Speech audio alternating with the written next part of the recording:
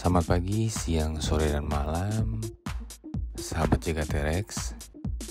Untuk episode ini, kita akan membahas mengenai bank digital. Apakah bank digital? Bank digital ini mengakibatkan beberapa waktu lalu beberapa harga saham dari Bank Mini melejit pesat di pasar saham. Apalagi itu Bank Mini? Yuk kita simak. Sejak adanya pandemi, di mana aktivitas kita berkurang, kita juga takut untuk keluar dan untuk menghindari agar kita tidak terjangkit oleh virus COVID-19. Dan juga berkembang pesatnya teknologi sekarang ini, kita tidak bisa pungkiri bahwa perkembangan tersebut juga menuntut kita untuk bergegas dan beradaptasi dengan perubahan yang ada. Berkembang pesatnya teknologi memberikan kemudahan bagi setiap orang dalam segala bidang.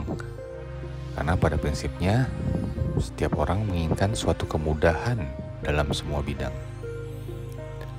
Nah, dengan momentum tersebut, kini akan hadir suatu terobosan baru dalam bidang perbankan, yaitu bank digital. Otoritas Jasa Keuangan atau OJK menjelaskan bahwa layanan perbankan digital atau bank digital adalah layanan atau kegiatan perbankan dengan menggunakan sarana elektronik atau digital milik bank dan atau melalui media digital milik calon nasabah dan atau nasabah bank yang dilakukan secara mandiri. OJK sendiri telah mengeluarkan peraturan mengenai pelayanan bank digital tersebut dalam peraturan OJK nomor 12 /03/2018 tentang penyelenggaraan layanan perbankan digital oleh bank umum. OJK juga telah menerbitkan panduan mengenai pelayanan bank digital dalam panduan penyelenggaraan digital branch oleh bank umum. Intinya nih Sobat Hackers, perbankan digital akan memberikan layanan yang sama seperti bank konvensional yang seperti kita tahui. Perbedaannya, segala urusan pelayanan perbankan dilakukan secara mandiri. Bisa melalui aplikasi perbankan yang ada di handphone.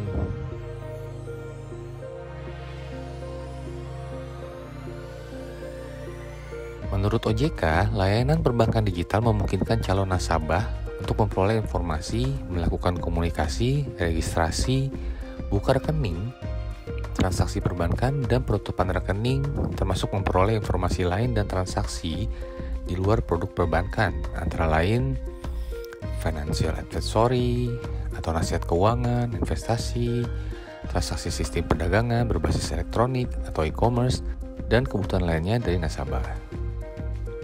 Terus, apa bedanya antara bank digital dengan m-banking, SMS banking, e-banking? Sama kali. Oh, tidak Sobat Hackers. Bank digital memiliki perbedaan. Perbedaan tersebut yaitu layanan m-banking, SMS banking, atau e-banking merupakan layanan perbankan yang dapat diakses sendiri melalui smartphone dengan fitur mulai dari transaksi pembayaran, pembelian, transfer, hingga penarikan tunai tanpa kartu di mesin ATM.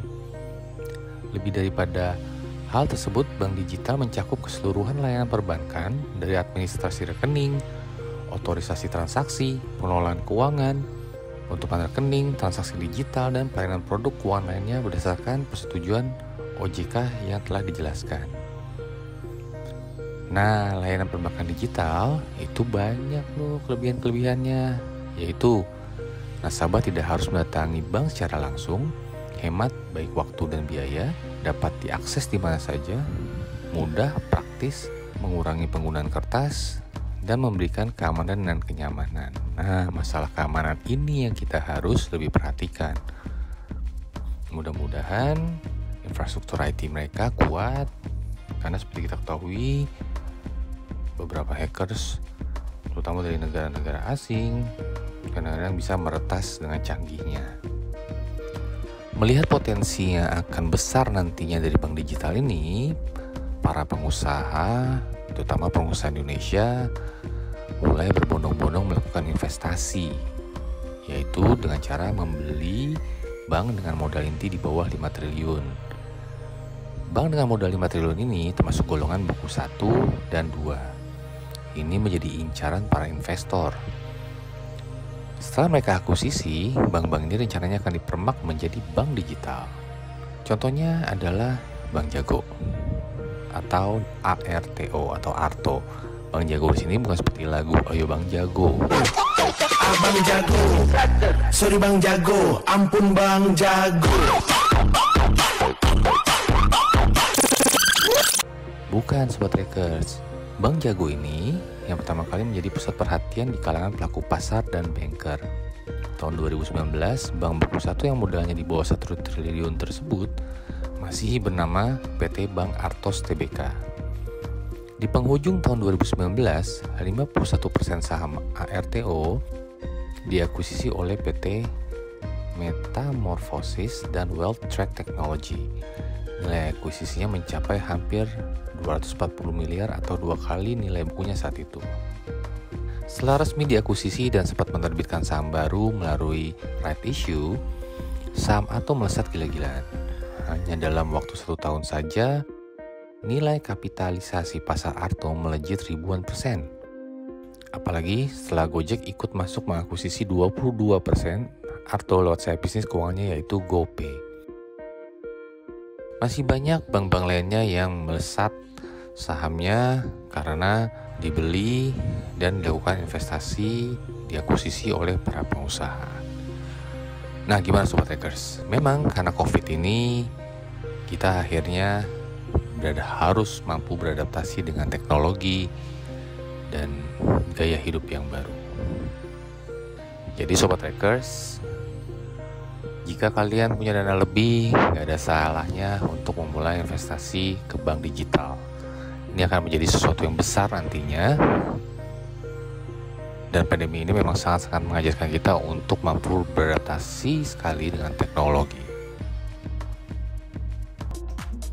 Nah itu, kalau kalian suka dengan channel kami, jangan lupa subscribe, like juga, berikan masukan di kolom komen. And hope you like it. Sukses selalu, jaga kesehatan, and see you again.